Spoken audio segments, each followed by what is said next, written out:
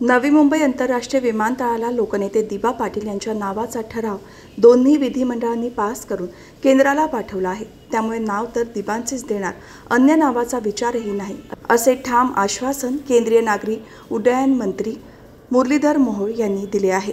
राजेश गायकर, विनोद म्हात्रे, किरण पवार, शरद ठाकूर यांनी बुधवारी केंद्रीय उड्डयन मंत्री मुरलीधर मोहोळ यांची विमानतळ नामकरणाबाबत मुंबई येथे भेट घेतली।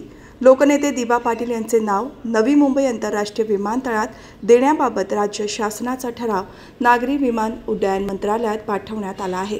मात्र विमानतळ सुरू होण्यापूर्वी सदर नामकरणाची घोषणा कधी होणार हे जाणून घेण्यासाठी या नामकरण कार्यकर्त्यांनी केंद्रीय मंत्र्यांची नवीन नरीमन पॉइंट येथील भाजप प्रदेश मुख्यालयात आयोजित जनता दरबारात भेट घेतली।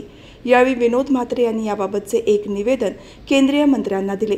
तसेच राजेश गायकर यांनी नामकरण कधी घोषित होईल याबाबत केंद्रीय मंत्र्यांना विचारणा केली।